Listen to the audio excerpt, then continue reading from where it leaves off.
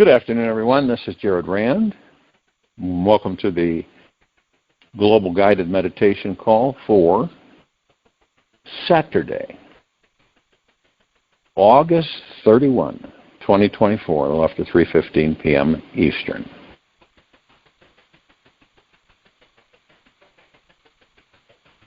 All of us on this planet, deep inside our souls, we crave connection.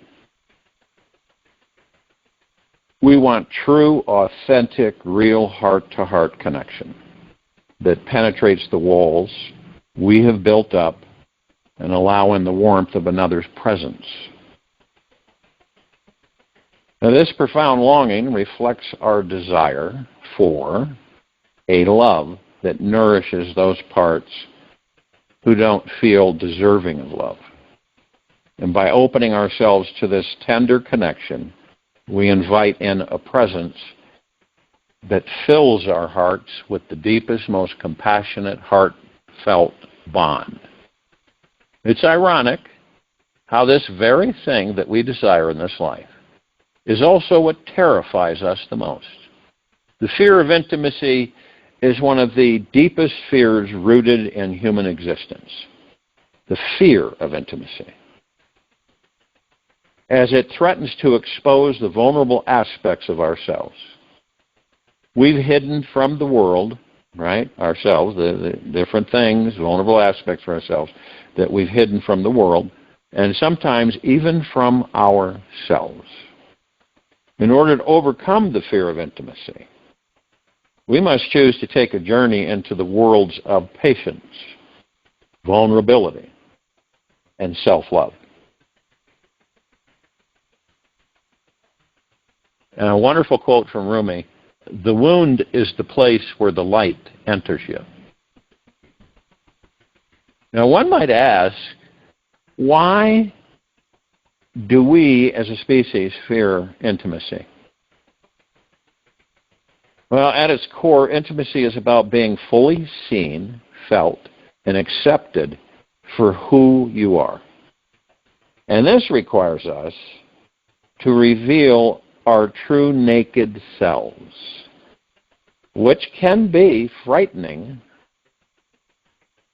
And if we're unsure what another might find, we fear their judgment, rejection, and the greatest trauma of them all: total abandonment. Now, this heart-gripping fear always stems from emotional scars left behind from experiences where our vulnerability was not recognized, validated, or emotionally received. Instead, we were met with some type of cold, distant energy that didn't meet us in the warmth, fuzzy space where real intimacy thrives. However, to live in fear of intimacy daily is pure torture to most human beings. Our DNA as tribal mammals was not designed to live in isolation behind a screen or having 6 feet of separation from the soft, tender touch that another body has to offer. When we avoid closeness because we think others might feel safer with more distance, we miss the opportunity to create deep, lifelong friendships. These profound heart-based connections are vital for bringing real fulfillment to our lives. When we distance ourselves from others, we then distance ourselves from the love and joy that enrich this life. The fear of intimacy varies from person to person, being to being. For some, a deeply unsettling, intimate moment may be a one-on-one conversation with a stranger, while for others, it could involve making up and apologizing to a partner after a long argument. No matter the level of fear that you experience in connecting with others, the first step is to identify where you're clinging to that fear and how it feels to move through it. Overcoming the fear of intimacy for all of us is a transformative journey that involves healing the parts of ourselves we view as unlovable, which often stem from misconceptions about what we need as human beings. Now, there's 3 steps that will help you embrace a new way of relating to yourself and others, alleviating the fear of intimacy from your life for good. Enjoy the healing and revealing process. Now, some, it just depends on every one of us, what we're carrying, what our traumas have been in this life. But stay with the uncomfortable feelings. What you resist persists. What you embrace dissolves. Carl Jung. First step to overcoming the fear of intimacy is to confront the uncomfortable feelings that arise within the fear. It's like the next time you encounter an intimate moment or a situation that makes you feel anxious, stay with the uncomfortable feelings until they begin to change and morph on their own. See, most of us we don't really care or like staying with uncomfortable feelings, so we suppress them or we push them away because it's not pleasant for us. Rather than waiting lifetimes, which so many of us have done, literally waiting for lifetimes, for intimacy to feel 100% safe, we must choose to learn to accept that discomfort is part of the growing process in our maturity. Intimacy often invites us into the unknown, and this requires us to be present with the fear and discomfort rather than pushing it away. And the only way to overcome any fear is to meet it directly and welcome it into the furnace of your heart, where all fear will instantly incinerate. By sitting for just a few minutes and breathing with the uncomfortable feelings of a fearful, intimate situation, allowing the squirming, wriggling, scared energy to be present.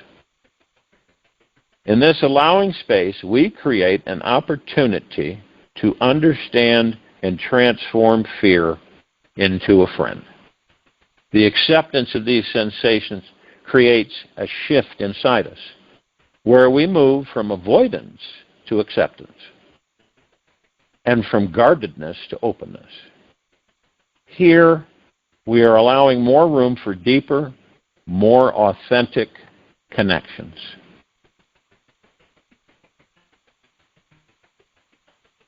Embrace your most authentic vulnerability.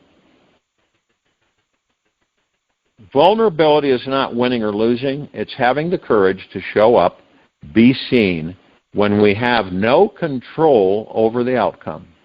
Brené Brown. Intimacy is the sacred space where 2 souls meet, where masks are dropped, and the full naked truth is revealed. The gateway to this divine space is the path of vulnerability.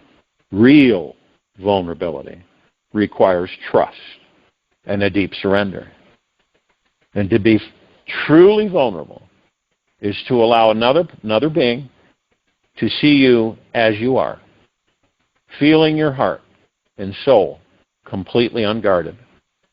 It's scary, yeah, it is, but also the most courageous thing you or any of us will ever do. Vulnerability is about trusting that no matter what happens, you will be okay.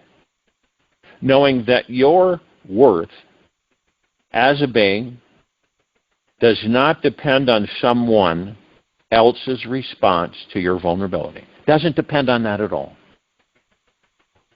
So when you welcome vulnerability, you step into this pure space of innocence and authenticity. This is the juicy space where intimacy flourishes. The real beauty of vulnerability is that it creates an instant opening for others to connect with you and for you to connect more deeply with your own soul. It's so important, it's so crucial for all of us. Practice being more intimate with you. To love oneself is the beginning of a lifelong romance. Oscar Wilde. It's a great quote. At the heart of all intimacy is the relationship you have with yourself.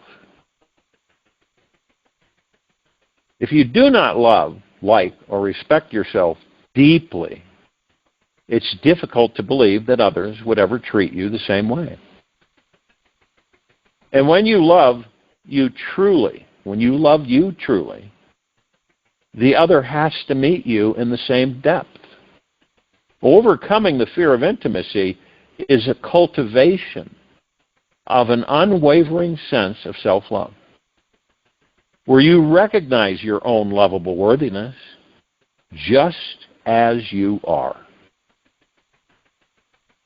Self-love is a spiritual practice.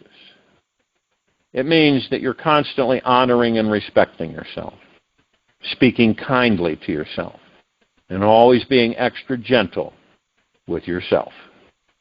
It's also allowing yourself the grace to make mistakes and grow. When you are basking in the warmth of your inner love, you no longer need to hide any unworthy parts of yourself from others.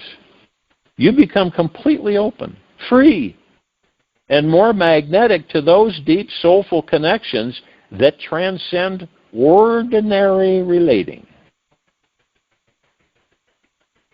Now, when you fully embrace loving you, intimacy becomes less about seeking validation from others and more about sharing the abundance of love that exists within you. It is a shift from seeking to giving.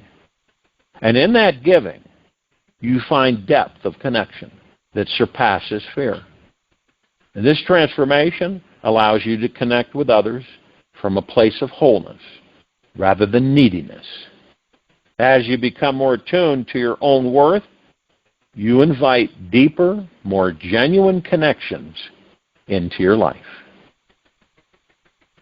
Quote from Buddha, which means enlightened one. You, as much as anybody in this entire universe, deserve your love and affection.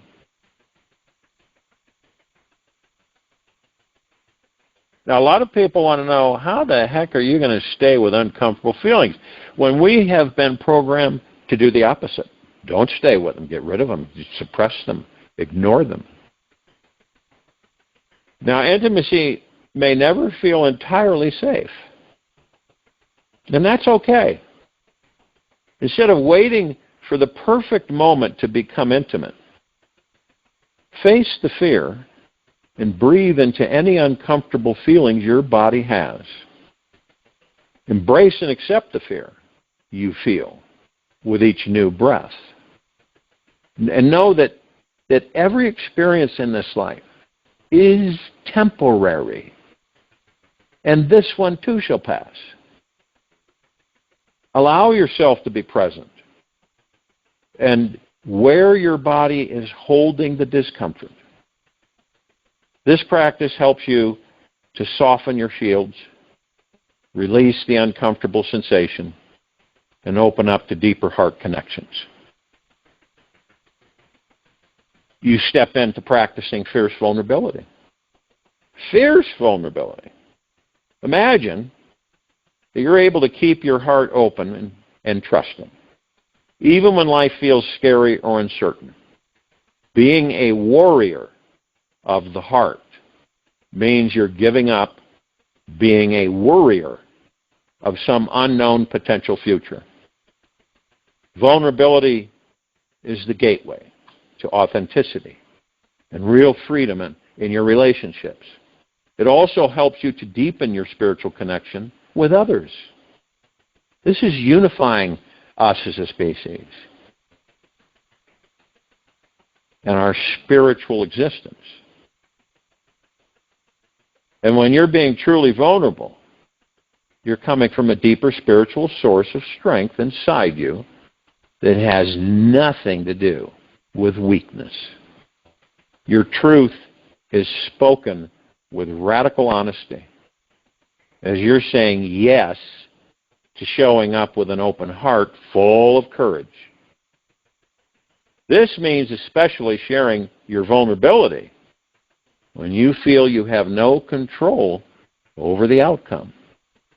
By sharing what you are afraid to share, you become a courageous warrior and start feeling the deeper truths inside your heart, where real intimacy can blossom. Many of us do not know where to begin on how to practice accepting and loving ourselves. To cultivate a deep, eternal loving relationship with ourselves, first recognize where you are not loving you. Where are you being harsh, negative, critical, or repeatedly stressed out about the same thing in this life each week? Notice where inside your body do you feel this sense of contraction or tension. This is where you are not loving you.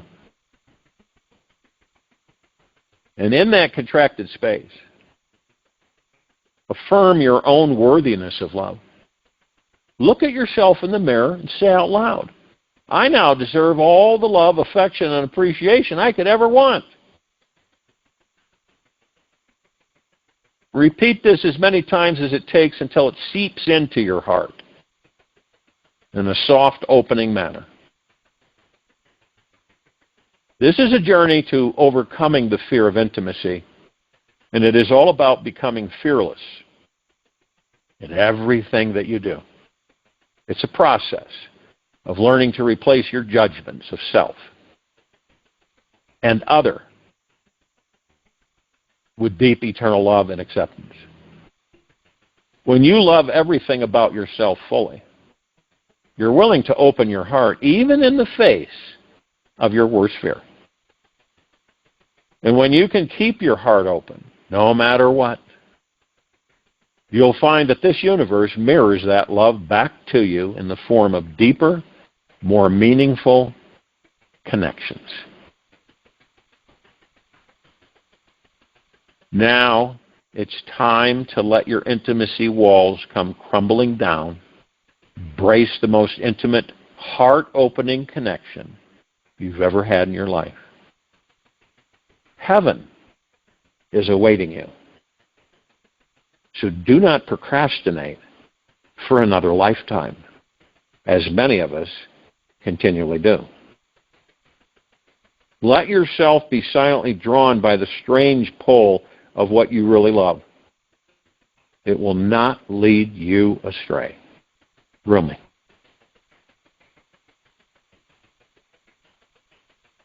So we're all on this journey. We're not in a race. We have different obstacles and things that we create for ourselves. But as you all are aware, we are on a massive spiritual evolution on this planet. And all this goes with it.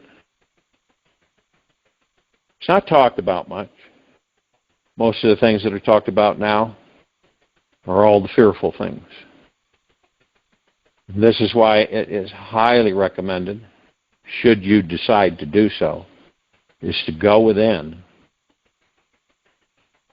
and look at all parts of yourself. Look at all your hurts, your wounds, your traumas throughout this life. Embrace them. Love them. You'll be amazed on how things shift. Planetary population of this planet is in a deep fear of intimacy. Now, how would one know that? Well, when you're observing and you're looking around, you can see it. Yeah, on occasion there's a spark of it. But it begins with you. Intimacy is about you. We're not talking ego mind, we're talking heart-mindedness. And many of us have that challenge for ourselves to face all this within ourselves. We're so conditioned because something happens, right? And we've all been there more than once. And, okay, so you experience it. It's upheavaling, I guess you could say. Traumatic. Takes you a while to recover. But the interesting thing is that a lot of us think that it's okay, so that's past, right? But we keep it. And every single time we have something happening that we don't have any control over, even though we manifested it, we withdraw. So many relationships of all kinds on this planet have been thwarted because of our fear to be vulnerable. And we have been trained to believe that vulnerability is weak. And we fear it because we fear we are going to be harmed again, emotionally. This is an about face for all of us, is to not fear intimacy. It's where the true abundance resides within us. And is it negative for oneself to say, well, you know, you're a mess and you're this and you're that? No, it's not negative. But you're not being kind to yourself. You're not being gentle. When we get angry with ourselves, we attack ourselves. But what we don't know is that that frequency emits a frequency that goes outside of us and continually feeds that frustration, that anger, that stress, all of it. It feeds it. It keeps feeding it. And the more that you respond to it, the more you keep feeding it. Instead of saying, wait a minute here, hold it a second. Why would I continually attract the things that continually upset me by being upset? And we all get upset. But in that comprehension, we have a choice. Don't you ever feel that you say to yourself, it would just be so nice if I could be at peace? All this other stuff doesn't really affect me. I don't choose to step into it. But yet, we do. Why? Because it's habit. And the more we begin to identify with ourselves and really go deep, I'm not talking superficial or a couple of steps down. I'm talking really going inside and taking a look at things, but also being as loving and gentle, as kind with yourself as you possibly can through all of it. We get into conflict with ourselves by ridiculing ourselves, chastising ourselves, depleting our happiness with ourselves. And the society that's been created on this planet strengthens that. And the reason you hear me say a lot is it's all about you through the heart-mind is because it is. Not anybody else. We fear rejection. We fear abandonment. So we do things, say, so that we fit in to a certain extent. We all want to be loved. But the interesting thing is, if you don't deeply love yourself, how can you love anything else?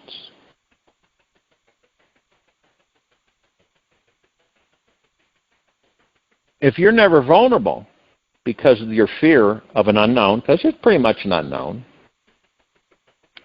because you say, well, if I make myself vulnerable, see what happens. There's where the ego mind comes in. If I make myself vulnerable, then I could get hurt again. I could get disappointed. I don't care to go through that again. See, it's a fear of that and the trauma that you had experienced beforehand. So you negate it and you withdraw. And those walls come up and protect you. This is why so many relationships, all kinds of relationships, this is why they deteriorate. When you really, truly, deeply love yourself, you shift into a much higher vibrational frequency. And we're not talking about arrogance and ego. That's what we're mastering. We're talking about heart-mindedness. We're talking about the soul, the God, the pure consciousness within us, of which we are. So when we get this, and you know what? None of us are exempt from it. Shows you how connected we all are.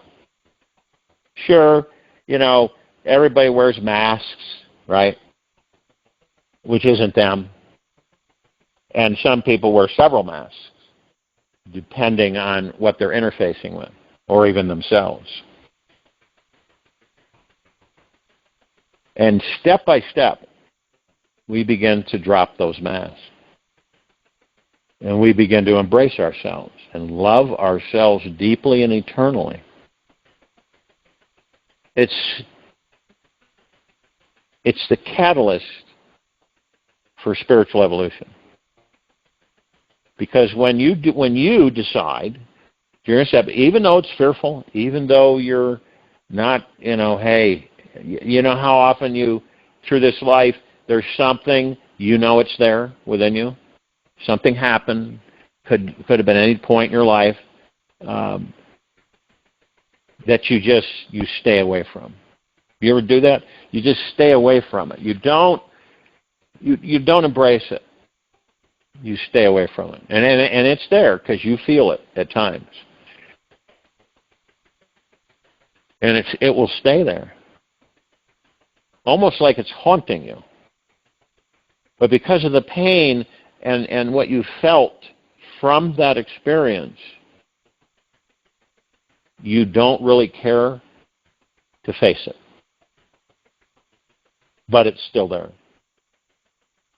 And I'm talking about embracing everything. Now, if you don't feel that you're able to do it all at once, then do it a little bit at a time. You'll find that you'll become more open and more vulnerable each one that you embrace. You've often heard people say, I bet you, that they talk about their stories, right? They talk about what they've experienced and the things they've gone through in this life. And then you'll hear them say, someone might say to them, well, what would you do differently? They think a minute and they go, I wouldn't change one single thing. It's made me who I am today. And without those, I wouldn't be who I am. Isn't that funny? Because when we think about all that, and we're going, wow, how did I do that? And how did I get through this? And how did this happen? And it all seems like a whirlwind, doesn't it? It seems like it was so fast when you do reflect on it. It was so fast, and it seems so long ago, even though now everything seems to be lickety-split, right? And this is another reason that we put being in the now. Because when we're in the now, and we're in meditation, and we're leaving the ego mind alone, and we are relaxing into our bodies, and we are focused on our breath rising and falling, we're in the space of complete peace. Complete. No outside interference, no worries, stresses, and fears. And you begin to see that that's separate. That's the ego mind. That's not me. All that stuff. And it's very easy for us to get caught up in it because no one ever has taught us anything differently. See, it's about us first with ourselves, with intimacy. It's about being fully seen, felt, and accepted for who you are. And what does that take to do? Well, that means that we reveal our true naked selves, which means we're it, with no masks. And that is very frightening.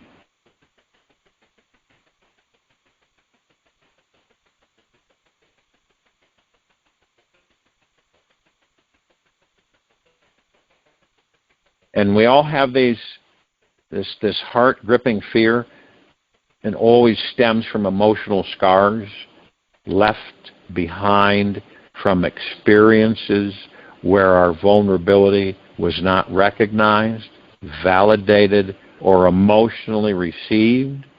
Instead, we were met with some type of cold, distant energy that didn't meet us in the warm, fuzzy space where real intimacy thrives. This is why I always say in all my calls, be gentle, kind, generous, and humble with yourself at all times. Attacking yourself does nothing good for you. It accelerates around you more of the same to come to you. And when you do take a step outside and you observe you, and we're not talking about judgment, you're observing you, you're learning. And you watch yourself feed the very thing that you don't care to be a part of. You feed it, and it gets more and more every day, every day, every day, every day. And you become more frustrated, more irritated, more susceptible to more of it. And this could go on for years and lifetimes. And the only reason that is because we don't know ourselves. We've never really taken the time to know ourselves. Yeah, we're taught things and we learn things. But have you ever noticed how many of us don't pay any attention to ourselves? We're so busy wanting to be accepted in the social structure of this planet that we ignore ourselves. The intimacy with ourselves, the love for ourselves, kindness for ourselves, generosity for ourselves. We never take the time. Very, very rarely nowadays. I got too much to do. I've got this, I've got that, and I've got this, and I've got that. Which also fields and increases frustration, irritation, anxiety, stress. We do it to ourselves. And then your energy field becomes erratic. And others around you can feel that erratic. It's very miscombobulated. It becomes very confusing. And it's almost dank and heavy. So that's why we don't, in those situations, we don't have people gravitate to us that are uplifting and happy and stuff, because we have facilitated with ourselves that frequency, which attracts more of the same. This is with anything. And it all starts with you. Every one of us. And many of us are just so frightened to do that we would rather keep ourselves in the frustration, fear, anxiety, and stress, and vulnerability, protecting ourselves from being vulnerable. Vulnerability is a good thing. It's a wonderful thing because you're opening your heart up. That's why I say at the end of these meditations, open your heart and allow the magic to flow in. And this is not something that we do once in a while. This is something that, all intents and purposes, we should be practicing all the time. And when you do that, you'll find that many things shift, change. And you'll find a lot more people coming into your life that are much higher frequency. We all know that we don't like to be around others, right? That are miserable, that are frustrated, that have stress, that are short, choppy, and curt. Do you? Do you really like being around people like that? No, I don't think any of us do. So then we realize on this spiritual journey and going within and practicing intimacy with ourselves, love, tenderness, kindness, joy with ourselves, that we begin to attract people that are happy and uplifting, that are positive. And once you start having that, once you start tasting that, and once you know that you're the one who facilitates it, you're the one that generates it, you're doing it, because you increase your vibrational frequency. And then what happens is that you experience no fear. Fear's not there. Apprehension's not there. You also discover the fact that you say, wait a minute, this is all temporary for me. This isn't permanent. None of this is permanent. This is a temporary stay. And I've been given the power, I am the power, to determine what my vibrational frequency is going to be.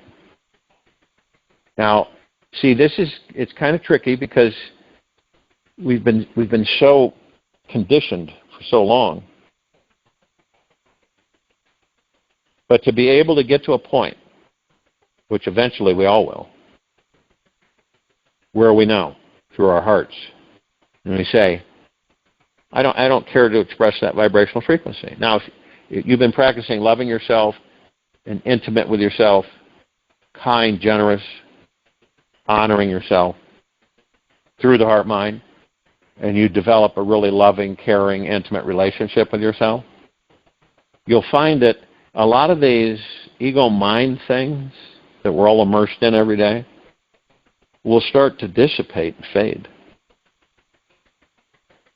And you'll know that every time that you're pulled, so to speak, right? Pulled, irritated or stressed or anything, you'll immediately know what to do. You will increase your vibrational frequency for the love that you have for yourself. And then you move out of these lower frequencies. That may seem tedious to some of us, but it really isn't. Because look at how much effort we put into on not liking ourselves or loving ourselves. We put a lot of effort into that.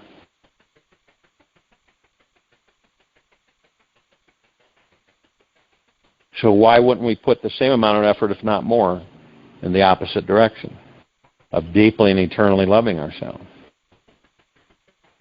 Teaching ourselves to do that. Feeling that new vibrational frequency, which we're not really used to. Knowing that we're vulnerable is power.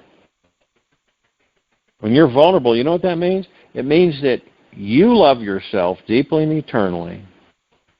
You sustain yourself in a much higher vibrational frequency with yourself. You know that everything is temporary, so you're in the now every moment. You're not in yesterday, you're not in tomorrow, you're in the now. Pretty much most of the time you'll get to that point. Not all the time. Sometimes we do step into a mud hole every now and then. But this is where we're going, if you should choose to do so. because it's coming from you, and it's your choice, nobody else's. So in the quiet time of this meditation, do that for yourself. Look at yourself with loving eyes, deeply and eternally. View yourself as the omnipotently supreme, powerful being you are in that body. Be gentle and kind in the quiet time with yourself. Embrace yourself. Maybe even look at something that you've been caring for maybe several lifetimes or just this lifetime that's been just bogging you down. Trauma, issue, whatever. And embrace it with deep eternal love. I join you in meditation. I'll return to close it out.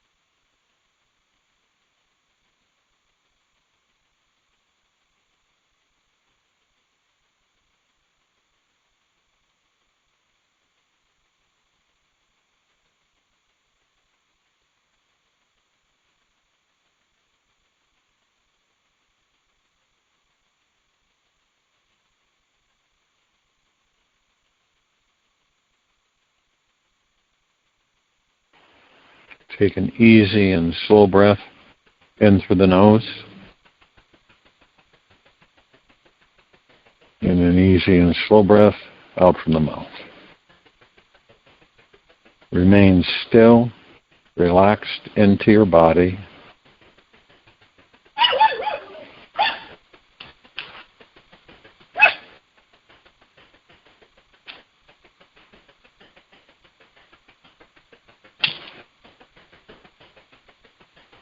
Focused on your breath rising and falling. You're already connected to the infinite. Truth is that your soul always was and will always be forever, intimately and infinitely connected to the most loving, all-powerful, super-intelligent, divine source of love and endless creativity. Any thought that makes you feel less than this or separate from this universe is simply a lie. It is misinformation and an over-identification of ridiculous array of thoughts flying through the mind. Real true satisfaction in this life is easy. It's found through realizing this simple truth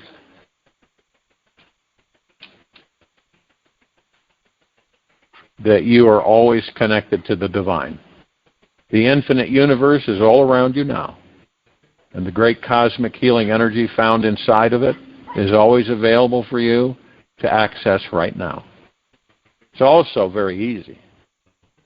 The experience of connection is effortlessly found by relaxing deeply and resting within. Get ready to totally call off the search for a bigger and better, more amazing connection. Look inside. It's already here now. Your sweet spiritual being has already arrived. Take this with you for the rest of the day into the evening and night and the following morning. We will return here Sunday, September 1st, 2024, a little after 3:15 p.m. Eastern, to continue our global guided meditation call. Be gentle, kind, generous, and humble with yourself at all times. Love yourself. Be in the highest of the highest high, deepest of the deepest deepest, purest of the purest purest, eternal gratitude at all times. No matter what's happening within you nor outside of you. Open your heart. Drop the walls. Be vulnerable. And let the magic flow in.